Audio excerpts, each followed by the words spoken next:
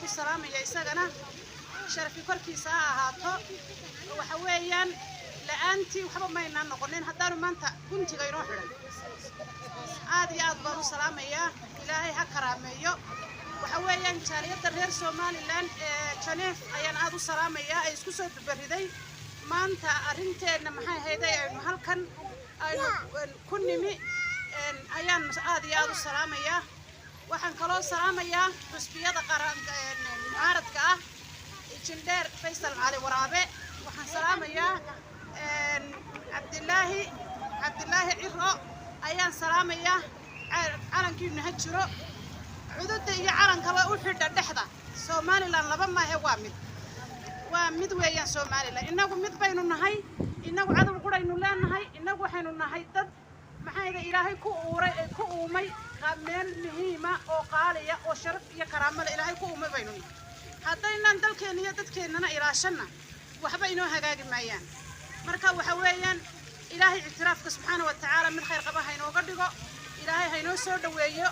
ilaahay mid khayr qaba ha inooga dhigo aynu ku najahno dhammaanteed nabadgelyada ilaahay ha inoo sugo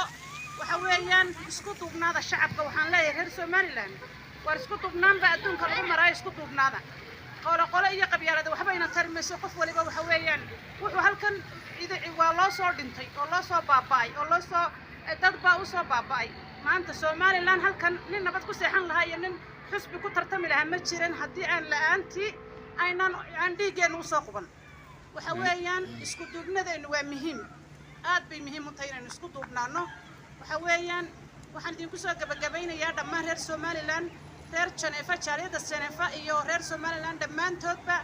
aad iyo aad baan idin wada salaamayaa السلام عليكم ورحمة الله وبركاته. عليكم السلام. ما شاء الله.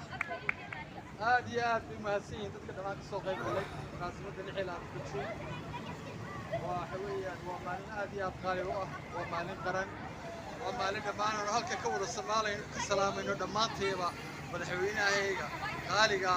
وضنا موجود فيه عبد وحكلوا هلك أنا نقول السلام إنه دمان ثلاث كي جودة السنة. waxaan halka ka salaamaynaa dhammaan ciidamadii sane waxaan salaamaynaa dhammaan taliye ururadii taliye guutooyinkii saraakiishii iyo dhammaan yaclana cas SNM guul maanta haddaanay SNM waddaday soo martay albaabkay jibisay haddaanay soo jiidhi lahayna maanta halka maynaan taagnin marka gobonnimada iyo guusha iyo mahadda ilaahay bay u ahaatay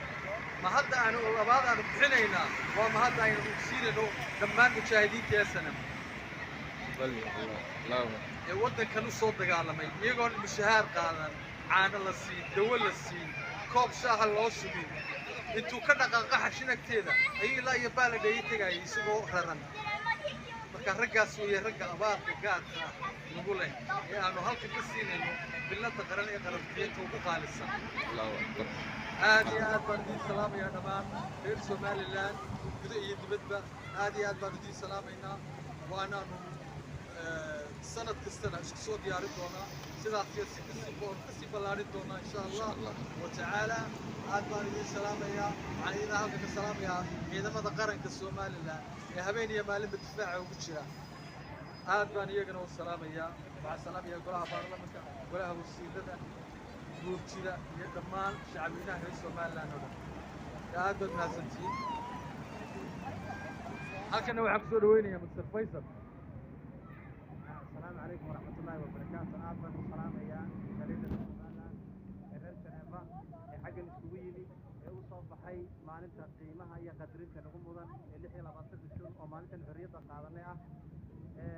waxaan leeyahay hambalyo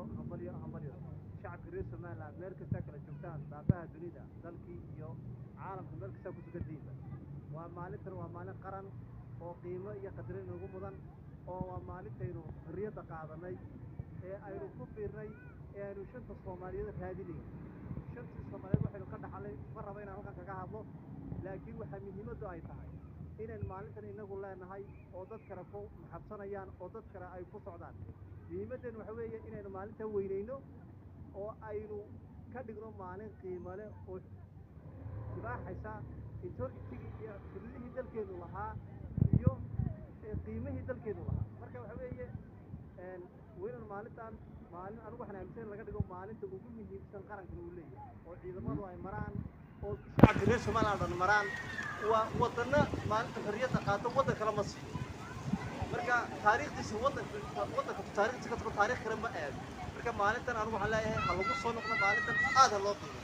halkan waxaan hambaryo uga diray madaxweynaha qaranka Jamhuuriyadda Soomaaliland mudane Muuse Biixi Cabdi iyo ciidamada qaranka iyo dhammaan golayaasha baarlamaanka iyo golaha guurtida iyo dhammaan shacabka reer Soomaaliland iyo halkan si gaar ah waxaan u salaamayaa gudoomiyaha xisbiga cadaaladda iyo daryeelka Faysal Cali Xuseen oo ah nin qarankan aad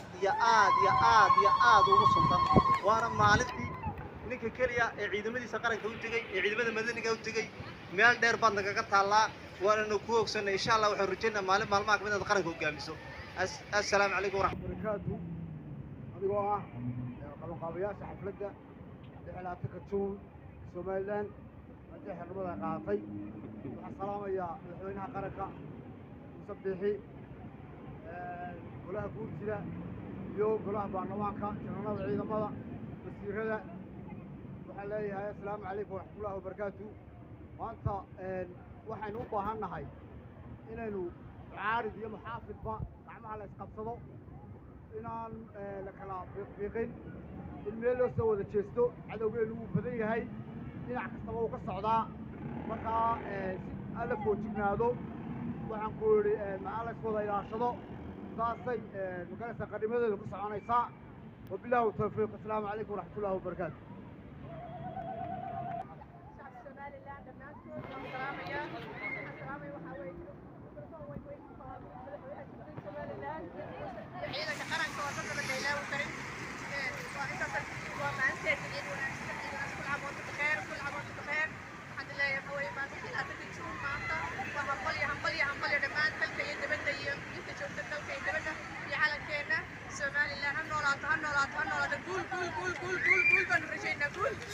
عليكم ورحمة الله تعالى وبركاته داود يال ميل بعد dunida ka sugantiin kusoo dhawaada waraysi aan la yeelanayno mid ka mid ah guddigii qabanqaabada xuskii 26 Juun ee dalka Switzerland oo kana mid ah xubnaha firfircoon ee wadanka Switzerland ee dhalinyarada reer Somaliland